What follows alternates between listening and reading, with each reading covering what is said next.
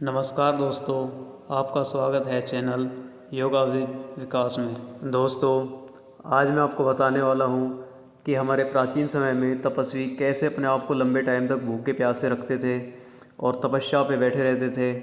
उनको भूख प्यास नहीं लगती थी, उनकी निवृत्ति हो चुकी थी भूख प्यास से। कैसे वो कर पाते थे ये सब? तो महर्षि पतंजलि ने अपने पातंजलि योग सूत्र में तीसरे पाद के तीसरे सूत्र में बताया है कि कैसे हम अपनी भूख को कंट्रोल कर सकते हैं, कैसे हम अपने भूख प्यास से निवृत्ति पा सकते हैं। कंठ कूपे चित्त विपासा निवृत्ति, जिसका अर्थ है कि हम अपने कंठ कूप पे संयम करके अपनी भूख प्यास पे कंट्रोल कर सकते हैं। ऐसा महर्षि पतंजलि ने अपने पातंजलि योग सूत्र में बताया है।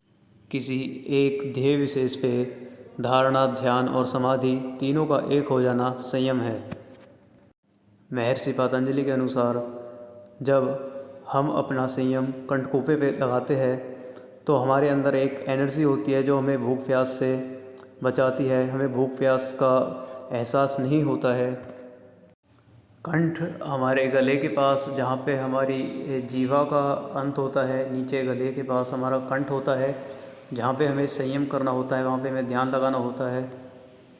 और ऐसा कहा भी जाता है कि मेडिटेशन के दौरान जो एनर्जी हमें खाने से प्राप्त होती है उसकी हमें बहुत कम आवश्यकता पड़ती है, क्योंकि उस वक्त हमारी सुषुम्ना नाड़ी कार्य करती है, जिसमें कि हमारे चक्र मौजूद होते हैं। उनके अंदर ऑलरेडी इतनी ऊर्जा होती है कि हमें किसी और ऊर्जा की ज़रूरत नहीं पड़ती।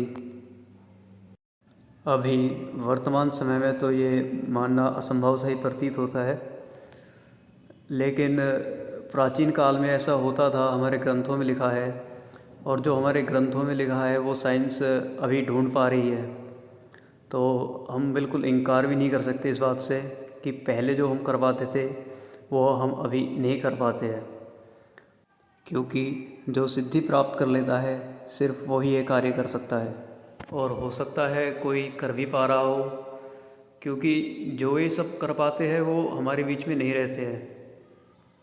अब ये आज के टाइम में आसान तो बिल्कुल भी नहीं है, लेकिन फिर भी हमें प्राणायाम और ध्यान डेली बेसिस पे करना चाहिए, क्योंकि अगर हमें इस आध्यात्मिक क्षेत्र में कुछ हासिल होता है तो अच्छी बात है, और नहीं भी होता है तो साइंटिफिकली प्रूफ है कि ध्यान और प्राणायाम हमारी हेल्थ के लिए बहुत ही कारगर है। मैं आध्यात्मिक क्षेत्र और प्राचीन ग्रंथों से जुड़ी बातें आपके सामने लाता रहूँगा। आप से निवेदन है कि आप चैनल को सब्सक्राइब करें ताकि आप तक मेरी बातें पहुँच सके। धन्यवाद।